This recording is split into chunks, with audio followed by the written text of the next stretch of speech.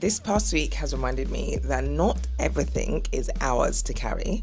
There have been moments where I've remembered that leaning into other people's expertise actually helps me move things forward faster.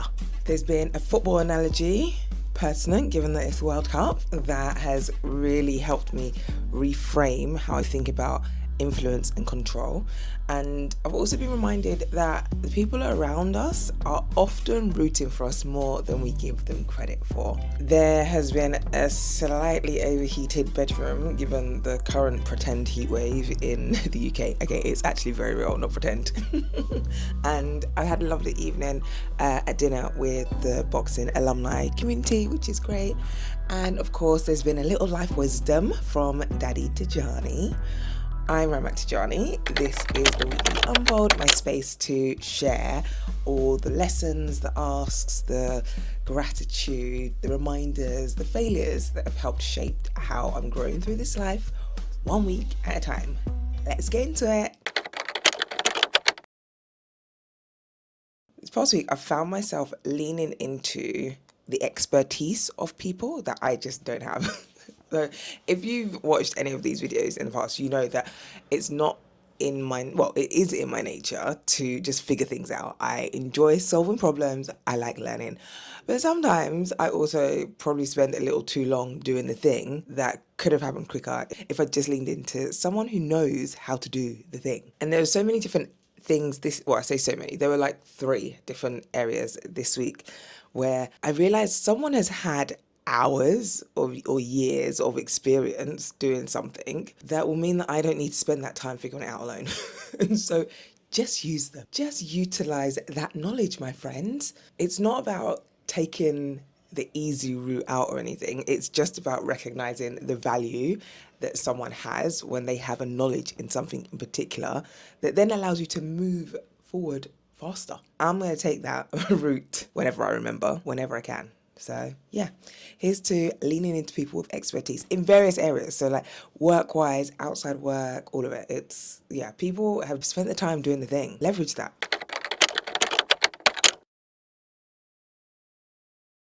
Leaving the blinds in my bedroom open during a heat wave means that a lot of sunlight comes through and it heats up the room. Rookie mistake.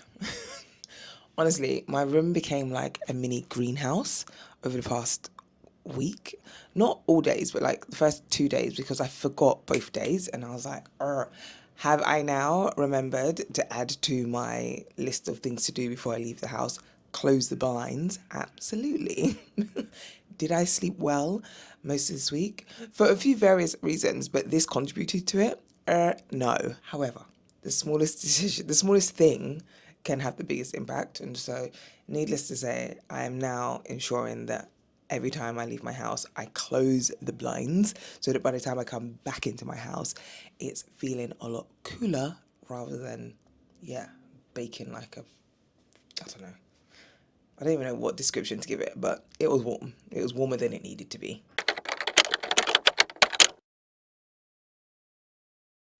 Be honest about the position that you are playing. Now, this might be one of my favorite analogies that I've heard in quite a long time. So during a session this week, someone used football to explain influence and control.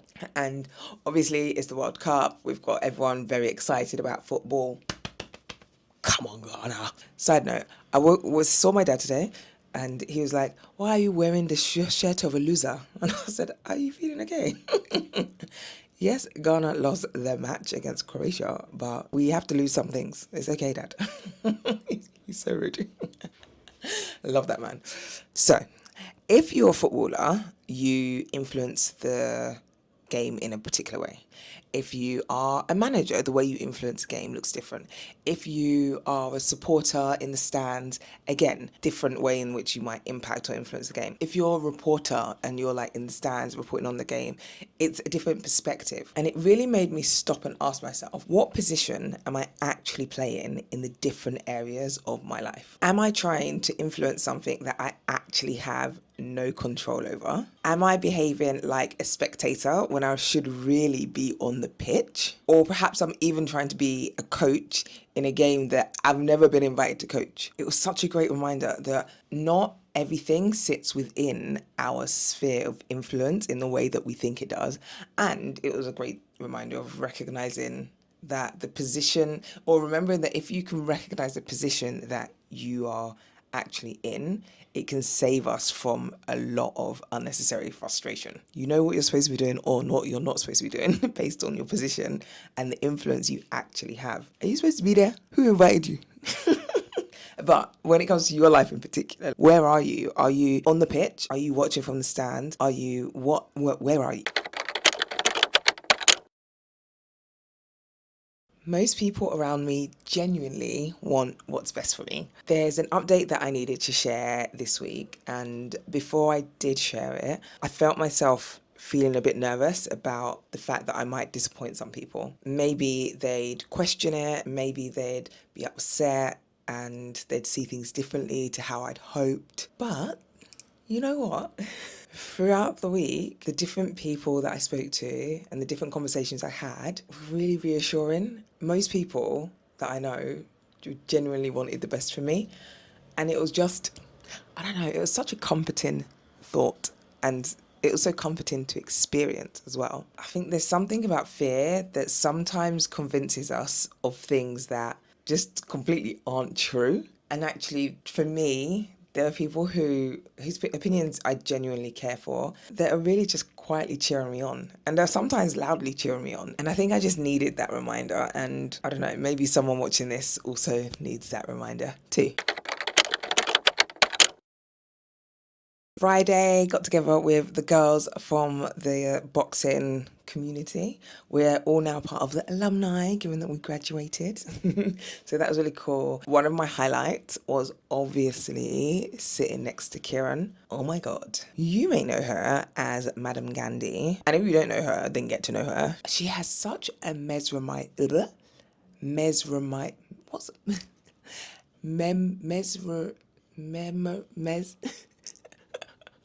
I will get this word right. Mesmerizing. Aha! She has such a mesmerizing and thoughtful energy. Yeah, I love it. We ended up talking about loads of things, from style to love to astrology to really being understanding. The fact that like understanding people and how they are is a cheat code to success, especially when you're working with other people. If you have a foundational understanding of how they operate, makes life a lot easier for everyone. So yeah, I don't know. She's so lovely. This is now a Kieran fan page as well. And I think there was something about like her essence just being so true as she spoke and as we were talking about different things. So I love it. The music that she does actually incorporates sounds of nature. And I hadn't actually listened to her work before. So on the way home, I listened to like her music and her stuff on Spotify. And I was like, oh my gosh, chef's kiss. Those kind of conversations really stay with me because they're not just interesting, they're expansive, so they really get me thinking differently about how I do different things. Shout out to the boxing alumni community and shout out to Kieran in particular. She's great. And shout out to Leslie, because if it wasn't for Leslie I wouldn't have met Kieran and all the rest of it. Yay. One of the things that I appreciate about talking with my dad is perspective. He grew up in a completely different country. Shout out Ghana.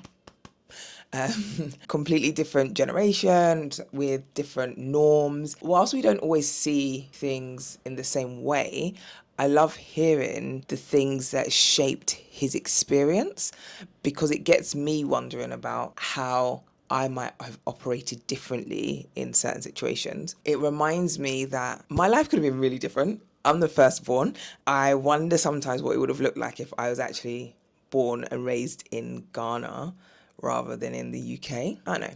Just, yeah, really random conversations that we had. So, yeah, I saw him today and he was an absolute joy. He decided that... So I take a selfie with him every time I go see him. And he likes to think or likes to say he doesn't enjoy them. But I said to him today, one day I'll be leaving the house and he'll be like, Ramat, we haven't taken our selfie. And he was like, absolutely not. That will never happen. I was like, sir, You never know. You never know. So yeah, he's an absolute babe, and it was great catching up with him. Just love having conversations with him. And the conversation we were having today was about kind of like family and different types of family, the way different family setups and how different families are set up, and how some things are seen as the norm in some cultures, and in other cultures it's seen as like absolutely not, you know. So yeah, it was really cool. Anyway, just appreciating conversations with Daddy Tejani, because he's got a lot of wisdom, that young man, a lot of wisdom. Solero ice cream. Listen, yeah, if you know, you know, that ice cream,